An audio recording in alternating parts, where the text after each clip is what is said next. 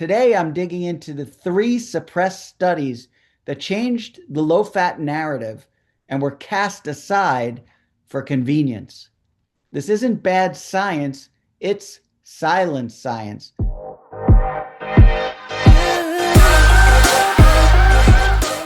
What if we built our dietary guidelines on a lie?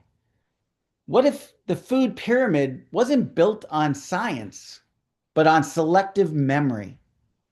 But what if the very studies that could have changed the course of obesity were ignored or quietly buried? Like my friend here, Ryan Reynolds. So, what if the very studies that could have changed the course of obesity were ignored or quietly buried? Today, I'm digging into the three suppressed studies that changed the low-fat narrative and were cast aside for convenience. This isn't bad science, it's silent science, and it's time to bring it back to light. So welcome back, everybody. My name is Dr. Mark Shankman. Welcome to the Obesity Project, episode 65, the buried studies and how cherry-picking science created the obesity epidemic. So we're going to talk about three different studies, and I'm going to start with study number one, the Minnesota coronary experiment. This was an experiment that was done in 1968 through to 1973. So if saturated fat is bad, why didn't lowering it save lives? This massive NIH-funded study randomized over 9,000 patients to a standard American diet versus a low saturated fat, high vegetable oil diet. So let's say that again, low saturated fat, high vegetable oil diet. The goal was to lower cholesterol, lower heart disease, and lower mortality, maybe most importantly.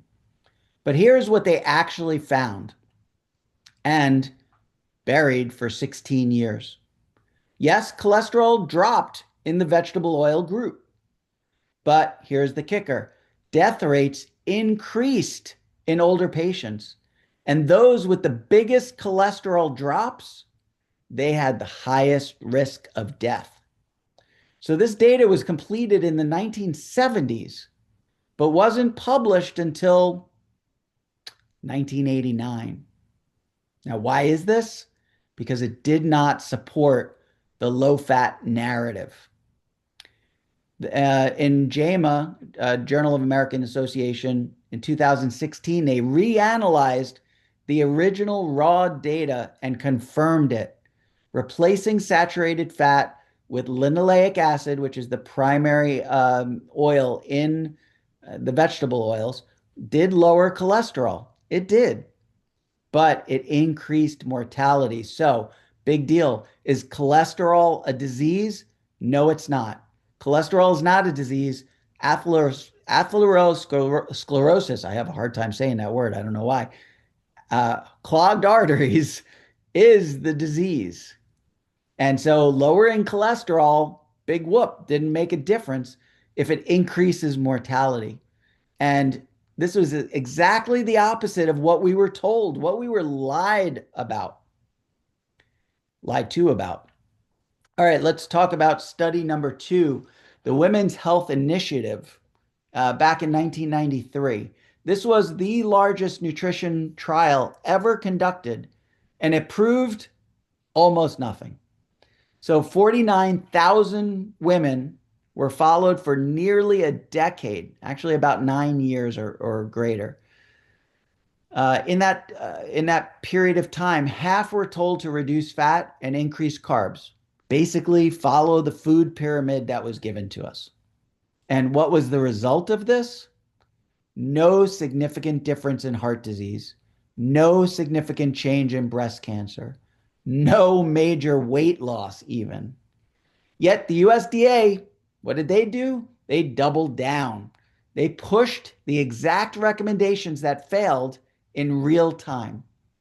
So the researchers even admitted in the Journal of American Medical Association that adherence was high, but outcomes were completely underwhelming. And they didn't really just bury this one. They ignored what it showed because it did not, again, prove the narrative that everybody was pushing.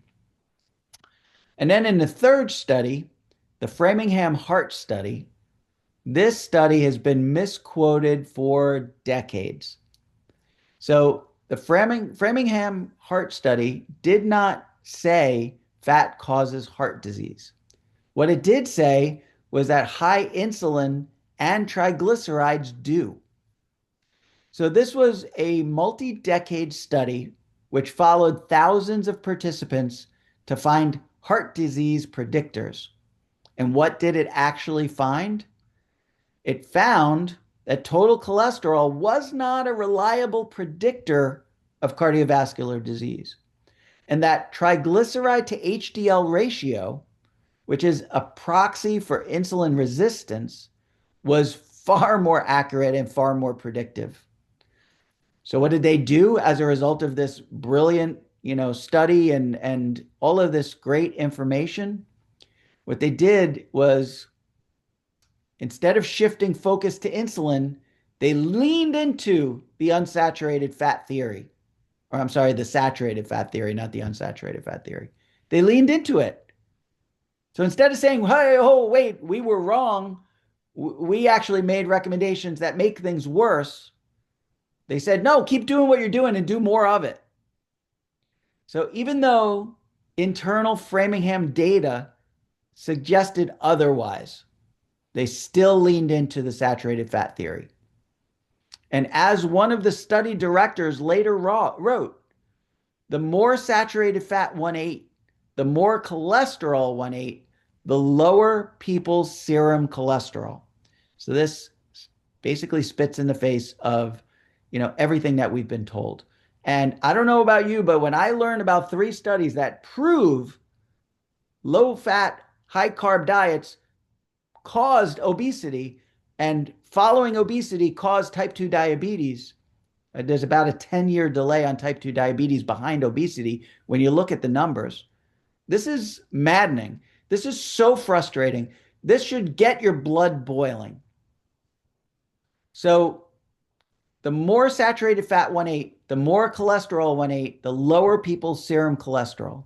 And who said this?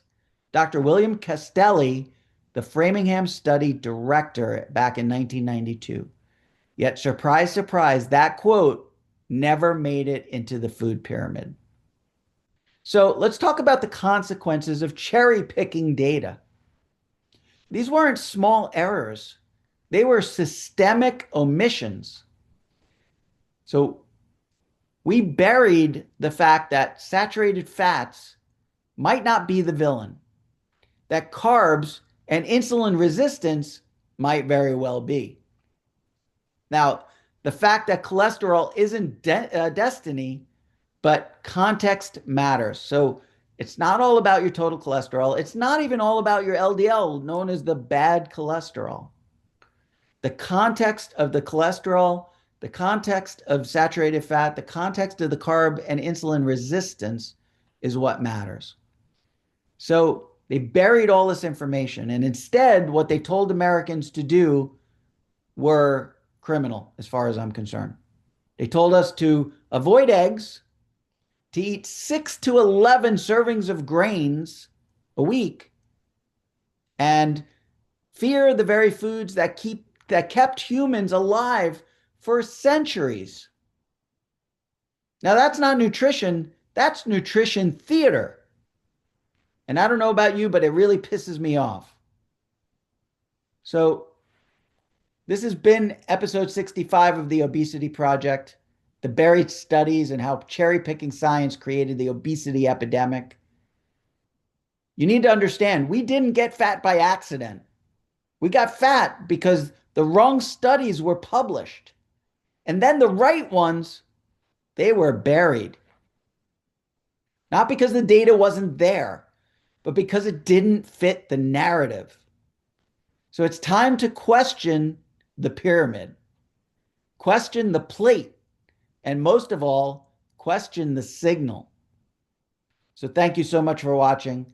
Sorry I got a little fired up. Hopefully you got fired up too, because this was a flat out lie. And if you did this to one of your loved ones, they would hold you accountable. Yet these government agencies were never held accountable.